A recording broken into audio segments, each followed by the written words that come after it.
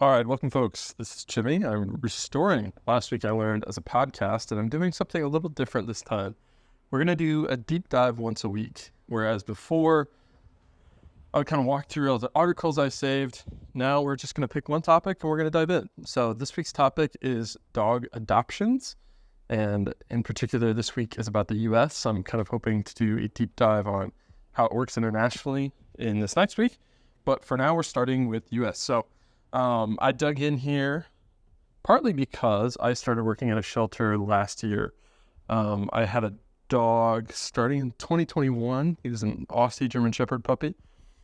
And he went with my ex in a breakup, which was a great decision. He absolutely adored her.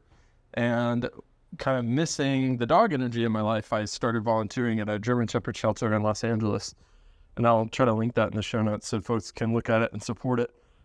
But that started and I just loved it. You know, there were tons of really sweet puppies there, and it was such a joy to see them get adopted.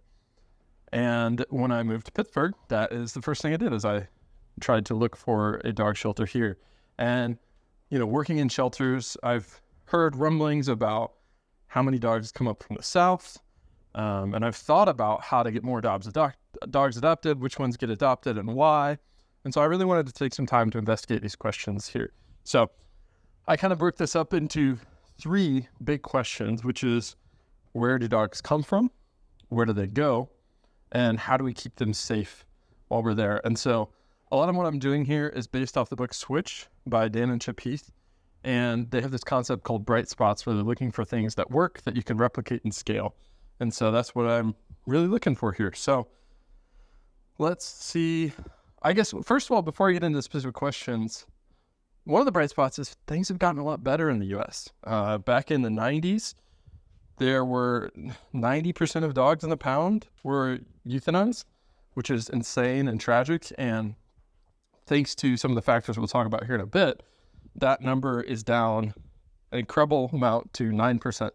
So we're doing good. We're on the right track here when it comes to keeping dogs safe and really turning our shelters into safer places for them. So that's one bright spot. But let's dive in here, though, for this first question: where are dogs coming from? How do we get dogs in the shelter? Well, previously, a lot of this was unneutered and unspayed dogs just breeding, right? And this is part of why we still see lots of dogs in the South, is the laws there are very different, and they're not well enforced. Whereas in the North, for example, I lived in Michigan, I had to register my dog with the city, and he had to be neutered in order for me to get a license, right? And so there's a lot of laws more generally in the North that are better enforced around low-cost spay and neutering, and there's a lot of subsidy. So that's kind of the first vector, is reducing just the intake at shelters, and a great way to do that is to spay and neuter, right? And so this has really worked. This is a huge bright spot. It started about 40 years ago when people really started taking this seriously. And what's wild here is just the sheer impact this can have. So a unhoused female dog can birth 600 pups. So that puts a tremendous strain on the shelter system, and it's just really difficult to take care of that many puppies, right? And so one of the first ways of dealing with high volumes in shelters is working on getting neutering and spaying to be legally required and keeping it low cost. So I'd love to dig more into how that works. I've also, one thread I never pulled was, apparently the procedure got a lot easier. Part of the reason it wasn't done a lot 40 or 50 years ago, it was a lot harder. And so I'd love to hear more about that if anyone knows about it. But so that is part of the answer for reducing the number of dogs coming in, which is kind of that where are dogs coming from. Now, what that's done kind of unintentionally, it has created a shortage of puppies, which in this case is a good thing, since we're able to give fewer puppies better homes and better lives in general. But that shortage in puppies has led to the development of puppy mills. These are really, really horrible. I have a link in the show notes about this. be forewarned, it is really hard to read about. So the US has terrible laws preventing puppy mills and regulating dog breeding. It is most reminiscent of factory farming. Unfortunately, the conditions that are allowed legally are insane. In other countries, it's very, very different. In England, for example, you need a license to breed even a single dog, and only 5,000 were euthanized in the whole country. So there's a few tricks here. One is the success of the low-cost spay-and-neuter led to a shortage of puppies, which is where puppy mills stepped in. And then we did not create good legislation around how we license dog breeders, and we don't enforce the legislation that exists. For example, I think it's Missouri and Mississippi passed laws that are stricter, and they enforced them for the first couple of years, but did not in the future. Part of that is staffing and funding. Like, I think there's something like 100 people to inspect all the puppy mills in the country, which is an insane ratio. So on the note of where dogs coming from, right? We've reduced the number of dogs coming in with low-cost spay and neuter, which is incredible. But this has created space for puppy mills to fill the vacuum, and that's a big problem. And we need legislation and enforcement here to give dogs better lives, because puppy mills are not good, right? Now, that's kind of the input, like how do we get dogs that come into the shelter? The next question is, like, where do dogs go? How do we get them out? And so part of this is there's a huge kind of fundraising campaign by the ASPCA in the, I think it was the 80s or the 90s. Might have even been the 2000s, but they really put a spotlight on shelter dogs, and they reframed it from, right, you used to say, a dog from a pound, right? Like, they were rough and mutts, and you had all these kind of derogatory negative terms associated with dogs in the shelter. And the really smart rebrand was calling it rescuing, right? And talking about how wonderful these dogs were and these great experiences that people have. So that's kind of the first step, was rebranding what a shelter is, right? So how do we think about this in positive terms and talk about it differently? And that's led to huge success. I think, let me see where I can find, there's some stats on this, and I don't have them easily accessible, but basically the number of dogs that are in homes that are from shelters is, I think, triple what it used to be. I think it used to be 10%, and it's now 30% of dogs that folks have are from a shelter. So we've changed the way these dogs are branded, and that's meant they go home more often. Now, one wrinkle has been social media, right? It used to be you'd have to go to the pound. Maybe the shelter had a website. Now everything is done through Facebook and TikTok and Instagram, right? That's how these organizations run. And you end up with weird viral effects, right? Social media is really asymmetric, and it tends to homogenize things. So what you see is a lot of competition over some dogs, and disproportionate attention paid to them. So what one shelter is doing is setting up professional photographers for dogs that really need help getting adopted. And that is brilliant. But it does change the nature of the shelter. It's a lot more work. It's very difficult. And suddenly, one of the most important jobs of the shelter is just marketing their dogs. And there's real questions about whether that makes sense or not, and how that affects the industry, and if that's a good use of time. But it's the world we live in, so social media has played a huge role here. COVID was also a really interesting wrinkle, where during COVID, you saw demand, quadruple. Everyone wanted a dog, including me. That's when I got my dog. But the supply didn't change. So you ended up, there's a really great article, which I'll link in the show notes. You ended up with huge competition over every dog, because there simply weren't enough. And this is where you've seen kind of the pull from the south to the north, is during COVID and just in general, because of the better laws on neutering and spaying, and just the different culture around dogs in the north, there's less of them at shelters. So you actually see hundreds of thousands of dogs, maybe even millions of dogs shipped from the south up to northern shelters every year, which is great because it means dogs get homes, Southern shelters are overcrowded. But you're seeing lots of strange supply and demand things happen here.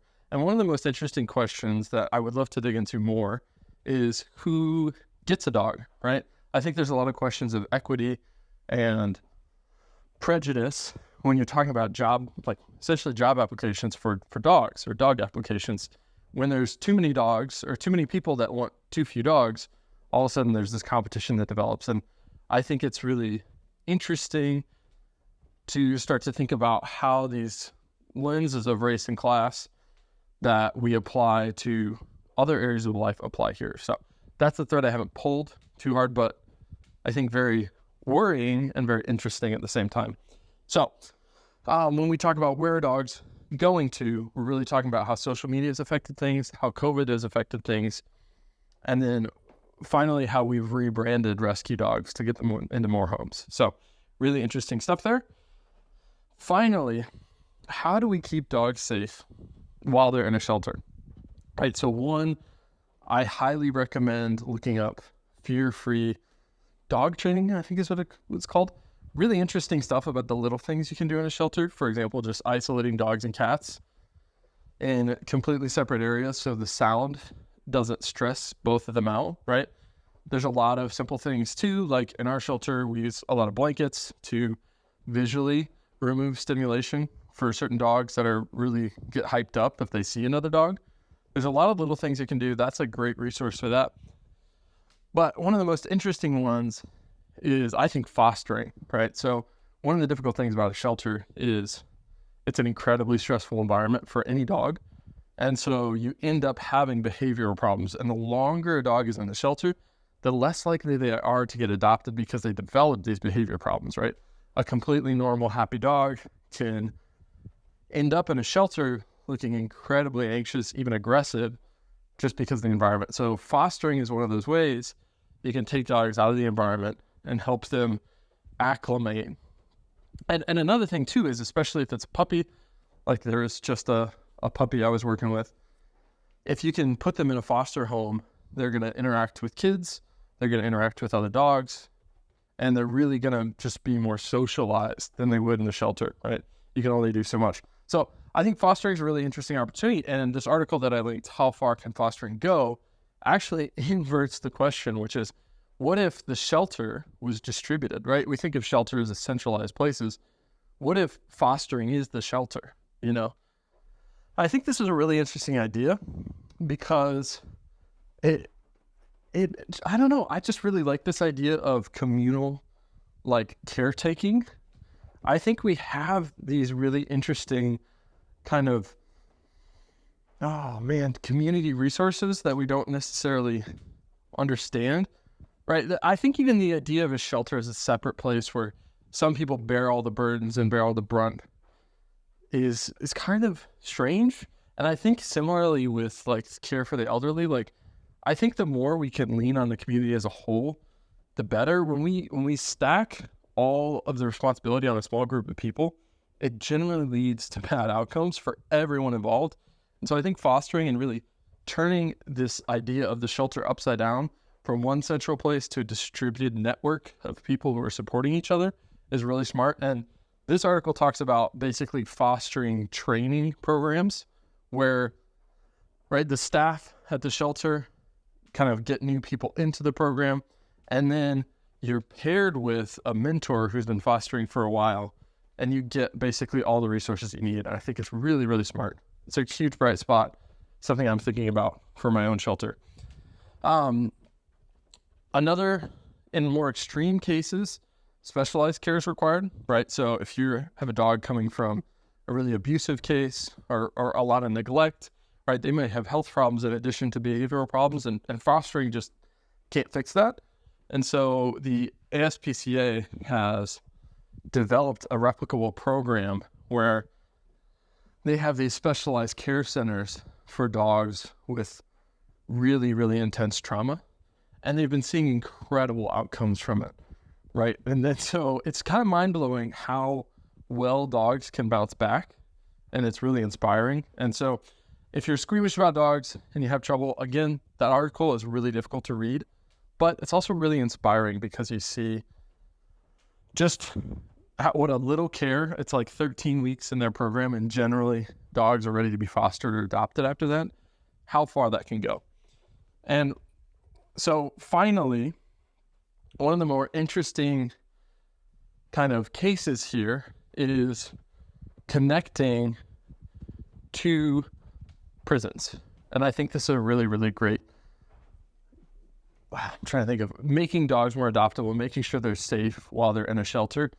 So one of the really difficult things about shelters is there's too many dogs to train, right? It's so much work even to just keep up with their basic needs, making sure they're getting water, food, and using the restroom and getting enough exercise. That layering training on top is an absolute chore, but people make really snap judgments when they're walking dogs, right? So if you come to a shelter to adopt and that dog jumps on you, immediately that stresses you out, and that's a bad sign. If when you're walking, it pulls or it zigzags, like all these little things make a huge impact. So, when I worked at the shelter in Los Angeles, one of our big focuses while we were walking was just pleasant walking, because that's, unfortunately, that's what gets a dog adopted. It's a really kind of emotional, quick process. And so what some different places in the country have been doing is pairing up inmates with shelter dogs and creating training programs. And this is great, one, because it gives inmates a skill. And one of the really tricky things about coming out of the judicial system is there often aren't a lot of jobs available to you if you have a criminal record. Now, you can start your own business, and this is where dog training is really great, because you're able to do that. So it gives them a line of income that they can actually use immediately after leaving prison, whereas getting a job is sometimes not feasible, especially if you have a felony. But also it helps the dogs, be better behaved in the shelter, which means they'll have a better chance of getting adopted. So I love this. It feels like a real win-win. And I would love to see other bright spots like that. All right. So today we talked about kind of how to manage the intake of dogs into shelters. So talking about low-cost spay and neuter, and then the rise of puppy mills. And then we talked about where dogs are going to, how the internet and COVID have affected that. And then finally, we talked about how to keep dogs safe while they're in the shelter. So we talked about fostering and a different model for that. We talked about specialized care for dogs who've gone through a lot of trauma. And then finally, prison initiatives that pairs shelter dogs with inmates so that they can both kind of grow. So what I'm going to focus on kind of in the next week is looking at this internationally. The United States is a really weird place when it comes to dogs. And as I said, a lot has changed in the past 40 years. So I'm going to try to understand how different countries handle dogs and how the U.S. interacts with them as well. So thank you so much for joining me. I would love feedback on how this is working. I think you can leave a comment on Spotify, or I'll drop my email in here as well. But thank you so much for taking the time to listen.